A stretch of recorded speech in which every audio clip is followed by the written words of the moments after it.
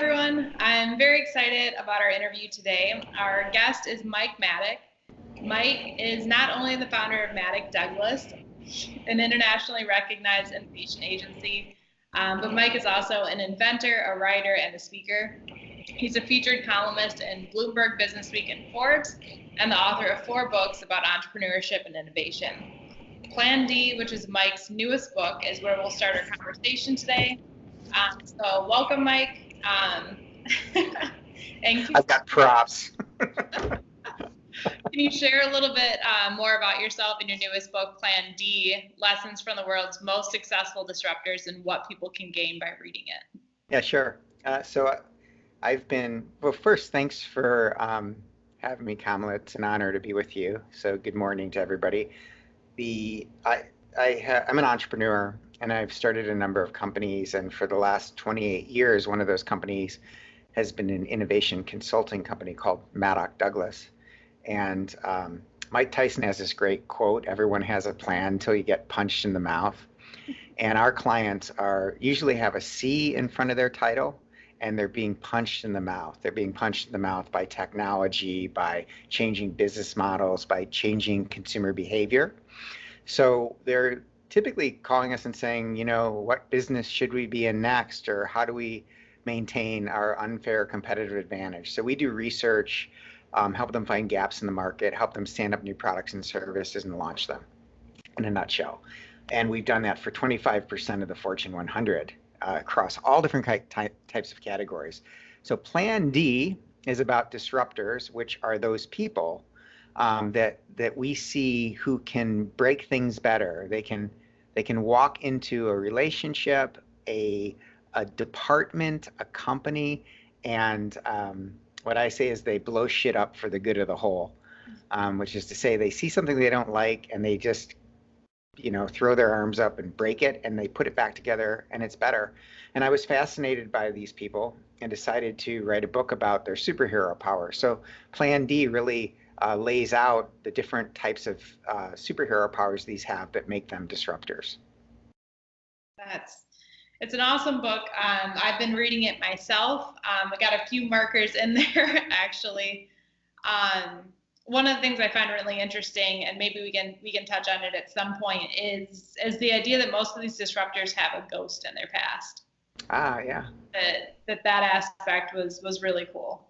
Yeah, you went right to the really serious, dark part of the book. So I tell a bunch of stories. What I love most about this book is that I interviewed hundreds of people, but then I wound up writing about friends because it was just easier. Once I nailed down the superhero powers, I'm like, oh, who has that? Christina has that, or Brad has that. And the ghost chapter is about, I have never met a incredibly successful person that wasn't either chasing a ghost or being chased by one. And the question is who's got who? Because the most balanced disruptors, the ghost is a metaphor for the chip on your shoulder. It's the the dad that didn't love you enough, the teacher that told you you'd never get anywhere, the coach who said, you know what, I don't believe in you. It's that thing that makes you go, yeah, you don't think I'm going to make it? And this ghost is what gets disruptors up earlier in the morning, makes them more tenacious, makes them stick to things longer, gives them if they're not narcissistic enough to believe they can change the world, they're just stubborn enough that they won't give up. And it's this chip on their shoulder. And when they understand that chip on their shoulder, everything is okay. They're balanced. They lead. They're grateful for their ghost, and they compete with their ghost. They literally have like key performance indicators against their ghost. So they're looking for ways that their ghost makes them better. Sure, I've got this thing with my dad, but I'll tell you what, it's made me much more competitive, and I love my dad, that kind of thing. Mm-hmm. When they don't understand what drives them, you get someone like Steve Jobs. And I have a number of friends that worked for Steve. There's no question that he was one of the most disruptive and incredible business people in the world, but there's also no question that he made grown people cry in meetings, and that he left a wake that he didn't really understand. And I would argue that his ghost, that chip on his shoulder, led him to take on publishing. It led him to take on AT&T, the computer industry. He was always fighting Goliath, but along the way he was, disrupting people's lives and he was unhappy in a really bad way. So that's a long-winded way to say, be aware or beware of your ghost. Mm-hmm. That's one of the things I found useful so far is the way that you mixed in, some of these well-known characters, but then also the real life, the friends that you've talked about and stuff. Christina's story I thought was amazing, and one of the things that I'm kind of curious on is your take on innovation and disruption, and do you feel that the two terms are synonymous? No. Disruption is blowing things up, and it can be good or bad. Innovation, the way I define it, we define it as, if you think of a Venn diagram, it's the synchronized intersection of a need in the market and insight, one that's big enough for you to care about. Hopefully you've quantified it. It's a significant gap that needs to be fixed, followed by an idea. And the idea, you have to be agnostic. It can be a new product, a service, or a business model, or even an experience. And then finally, the communication that makes people say, oh my gosh, I need that, and I'll pay you this much for it. The challenge is that most entrepreneurs and most companies mistake ideas with innovation. And when you start with ideas, you can waste a lot of time and a lot of money. The best companies, the best innovators start with insights first and then move to ideas. Yeah, exactly. That's actually my next question is essentially the challenge that we sometimes see companies struggling with is, and it can lead to missed opportunities, are indicators in which you should look outside of your company for insights and knowledge. Yeah. Yeah. So I love the saying, you can't read the label when you're sitting inside the jar. I'll credit Todd Murphy, a gentleman from Alabama, for giving that to me. I tend to be kind of stubborn, and at one point I couldn't let go for a better grip, which is an indicator that you're inside the jar. And he said, Mike, you can't read the label when you're inside the jar. You're in the jar, my friend. And I said, what do you say? So if you've been working on a challenge, a relationship, a project, an industry for more than 6 months, you become an expert. You know what works, you know what failed, you know what's legal, you know what your boss wants, you know. And that expertise, and expertise traps, keeps you from seeing possibility when it's right in front of you. Most companies, I would argue, and this is a good thing, are perfectly engineered to kill any new product or service that threatens its legacy products and services. And I'm done having this conversation with CEOs where we need to be more innovative, we need to blow stuff up. Well, it's great that you've hired a team that knows how to do what they did yesterday better today. That's how you make money. But by definition, that's also evolutionary thinking. Mm-hmm. And so you have this team that is designed only to take small incremental improvements. There's not a lot of margin in those improvements. They're super important, but the real money is in differentiation or revolutionary innovation. So we could talk all day about this. Innovation is actually 4 different types of innovation. There's a portfolio strategy you can use. And the idea is to place bets in each quadrant of the portfolio with different teams, and most importantly, measuring success differently. Mm-hmm. So, I don't want to waste the whole call, but I have a lot to say about that, and I actually wrote about it in the book. Mm-hmm.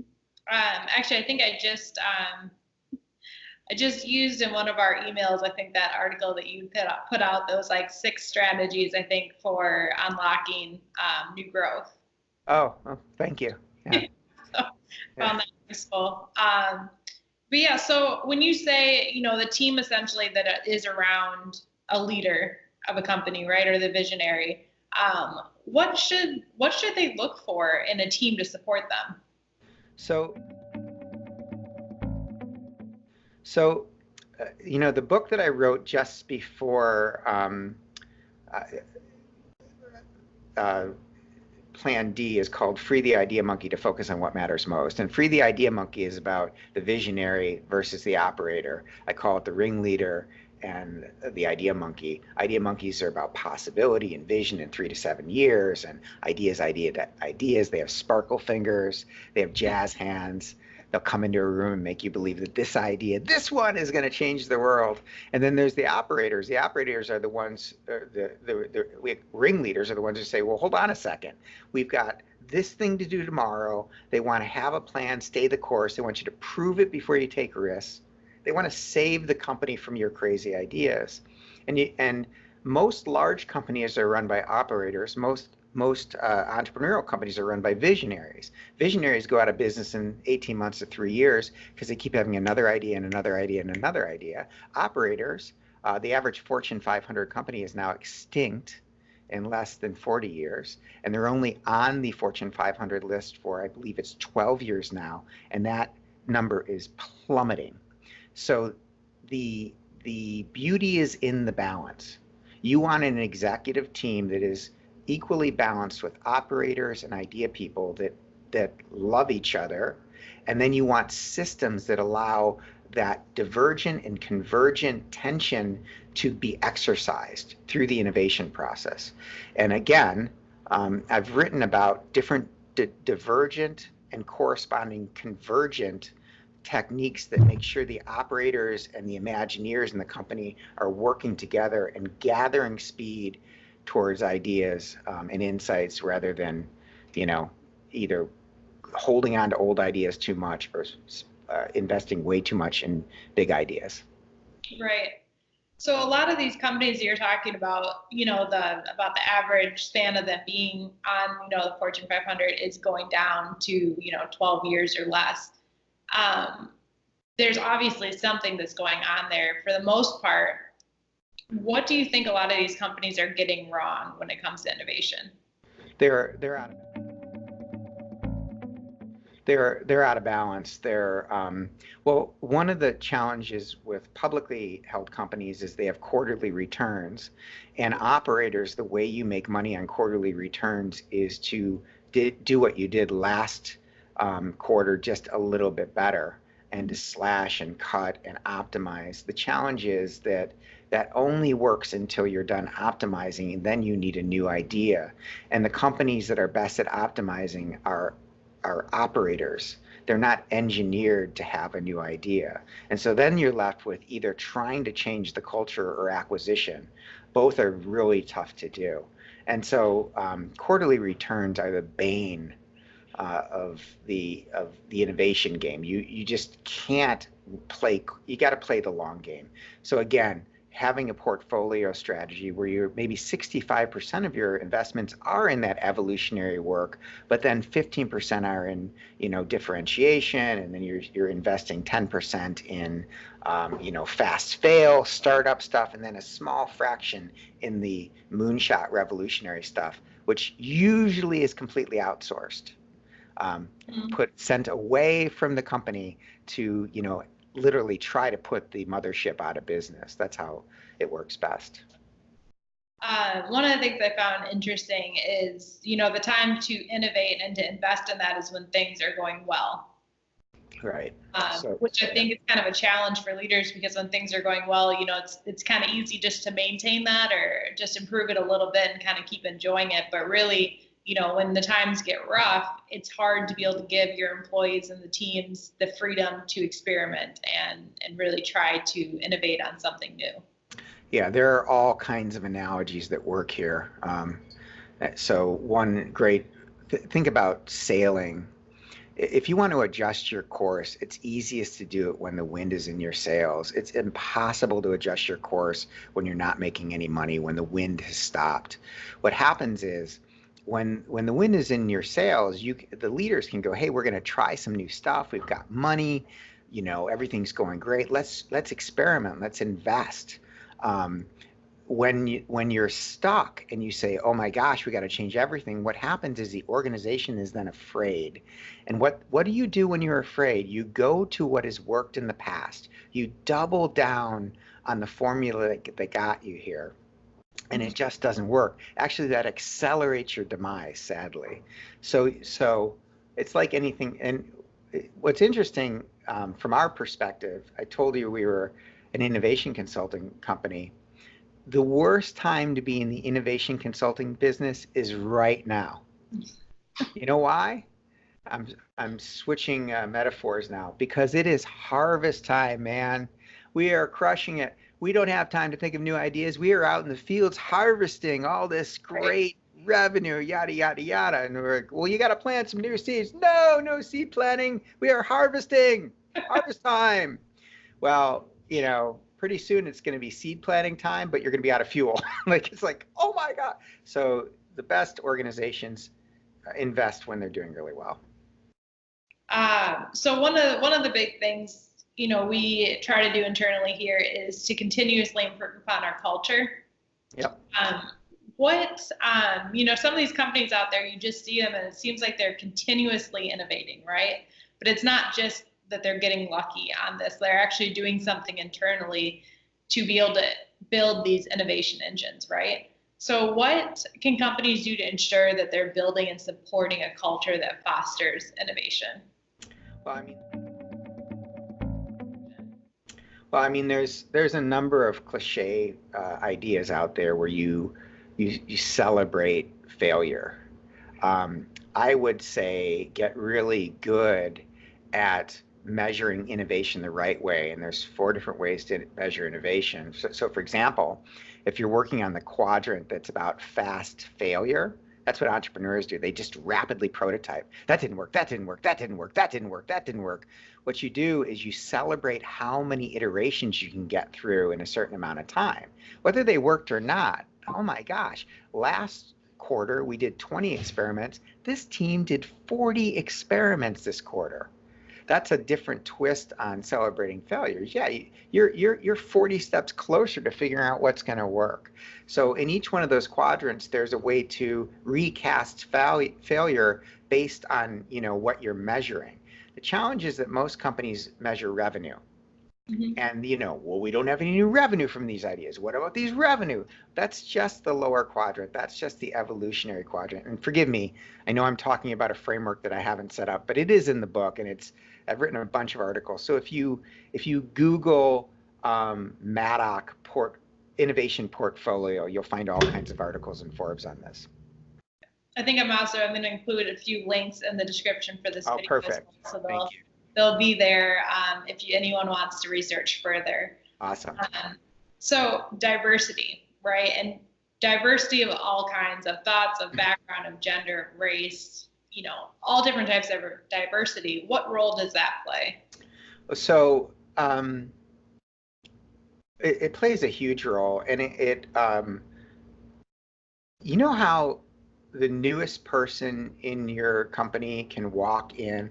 I had this when my wife and I first got married. We lived in a house in Addison. We rented this house, Addison, Illinois. We rented this house because I had 2 dogs from college, which is a whole nother story, and we needed a house. So we rented this house, and we lived there for about 8 years. We wound up buying it, and I remodeled this whole house. So we've been there 8 years, and someone came over to our house and said, "Hey, dude, what's the deal with the orange shag carpet pole in the middle of your living room?" I go, "What?" And I looked to my left, I'm like, "Oh my God, there's an orange shag carpet pole that I could no longer see in my living room." And it was right there, orange, And so that's kind of what diversity gets you. When people walk into a situation and they bring their own lens, their upbringing, their culture, their naivete, and they can look at something and go, why do we do it this way? I came from a world or a company or a background where it was handled differently and it seemed to work better. That's what diversity gets you. So I think that diversity can't be understated. I also believe that there are some really cool tools where you can measure. I love the Colby Index. I love Myers-Briggs, but Colby measures how you react when you're under pressure and in flow. And if you have a team that is orchestrated around a myriad of different Kolbe scores and understands them, you'll know how to speak into a challenge with someone, or you know the type of person you want involved or with a certain challenge, because they have diversity in the way they respond to challenges. And that's incredibly important. My assistant, Stephanie, my work wife, is my exact opposite on Kolbe. Thank God, because she loves doing the stuff that I hate. And that's the way the world should be. She completes me. So one of the hardest things, in Inception, one of the services that we offer here for companies, they have an idea, but they need to get started somewhere, right? What do you feel are some of the best practices that companies can take into account when they're taking an idea, taking those first steps and heading towards results? So two thoughts. One, I mentioned insights. I think it's really important that companies have a clear definition of what innovation means, so they're all speaking from the same playbook. I think the same is true for insights. Here's an insight statement. I, statement of fact, because, but, reason to believe. So I, statement of fact, because, reason to believe, but, tension is that was better. I want to have white teeth because it makes me look healthier, but brushing alone doesn't make my teeth look white enough. That was a $4 billion insight statement that I just said.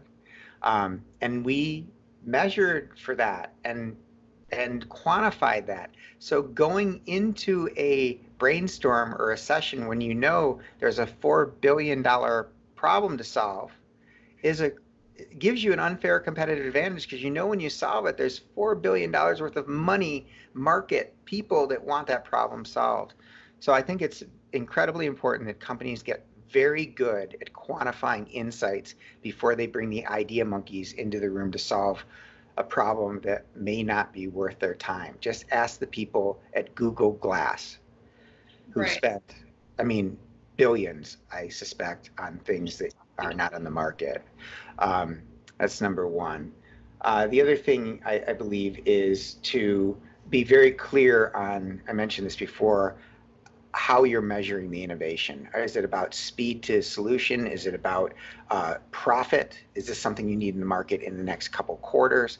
Things like that. So those are two thoughts on how to get going.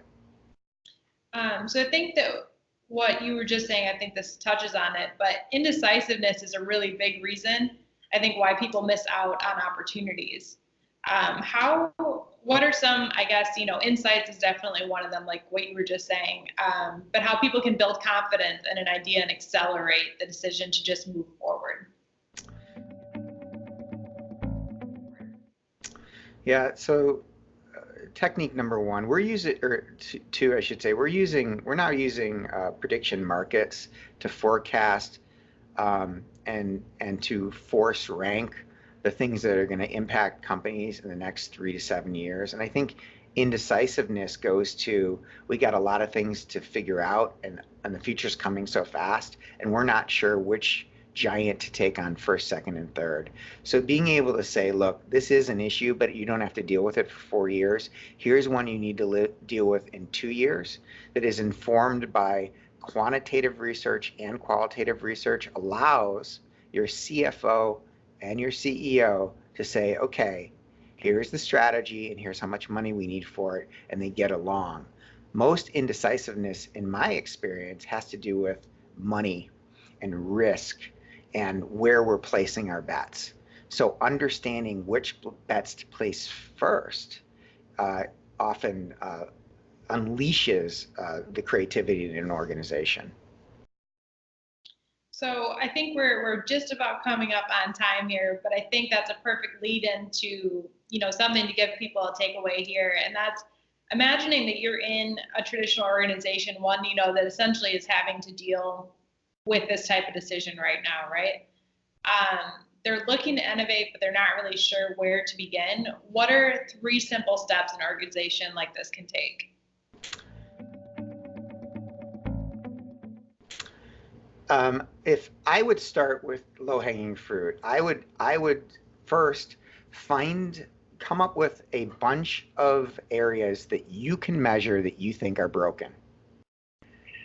That's number one. Like these are 5 or 6 or 10 different areas in our customer experience or whatever that we think aren't optimized. Then come up with a bunch of hypotheses about why they're not optimized. Then test those hypotheses real time and watch the number. This is an evolutionary way to train on the innovation process and to get real results. The best, we call this CXRX. We have a process for it, but the best part about it is that the numbers people, who are usually the gatekeepers for the next project and the most conservative, the ones that don't want to take risks, get the mojo they need. Like, oh my gosh, you found something and it led to more profit. And then you have permission now to take some more risks on the next project, and people have practice. So you got the base. My only sports metaphor of the day, it's you got to hit a single before you try for a double. Most companies try to hit a home run right out of the way, right out of the gate, and they whiff, and then they lose the faith of the organization, and they go right back to doing what they were doing last week. Right. I think that's some great advice. If you haven't already, get out there and get your copy of Plan D. This is a great book. I think that for anyone who's looking to take their company to the next step through innovation, I think it's a really great place to start. So thanks again, Mike, for joining us today. Thanks, Kamala. I enjoyed it. Great conversation.